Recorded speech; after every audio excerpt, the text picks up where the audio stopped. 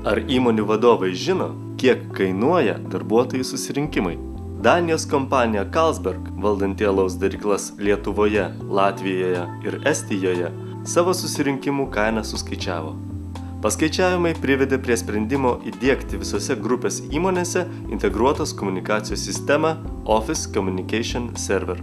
Sistema suteikia galimybę organizuoti efektyvų darbą virtualiai, rengti garso ir vaizdo konferencijas, ženkliai pagerinant darbuotojų produktyvumą.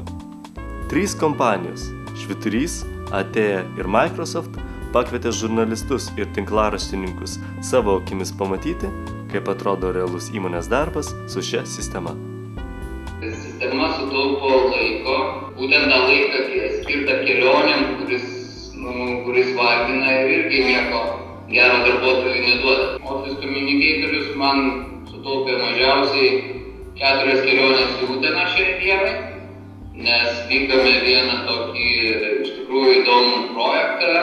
Norime įrengti Utenos aladarystės muziejų, o kadangi tai yra vis tiek su techniniais dalykais, su brėžiniais, interjero dizainu, su tam tikrų eksponatų išdėstymu ir panašiais dalykais susijęs projektas, kuriame dirba daug ir trečiųjų pusių, ir statybininkai, ir architektai ir taip toliau.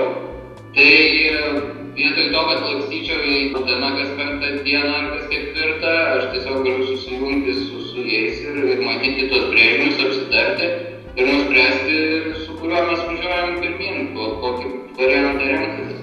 Ir pats įrankis labai paprastas, mes padarėm pusvalandį mokymą vadovų ir jokių kažkokių papildomų įgūdžių kaip ir nereikia. Mes paskaičiavom, kad mums ten to pirmo mėnesio atsipirko ir mes ten pradėjom naudoti kuo toliau, tuo daugiau ir toliau jau neskaičiuojant. Tai šiaip iš tikrųjų labai daug sutaupo. Mūsų įmonė nėra vienas taškas, tai yra visokie nuotoliniai sandėliai, gamyklos ir tai yra tam tikra specifika. Tai kai yra daug taškų nutoliniuose, tai taupai daug pinigus, tai mažiau reikia keliauti. Viskas labai supaprastėja. Jeigu anksčiau buvo dauguma tų pačių galimybių, bet išmėtytų per 10 skirtingų programų, tai dabar čia viskas viename. Ir kaina viso šito produkto, tai man pasirodė tiesiog juokinga. Didžiulė įmonė gali už kelis tūkstančius litų įsigyti licenciją ir tiesiog pakeisti savo darbą į visai naują lygį. Visų pirma, žymiai didesnis reakcijos greitis.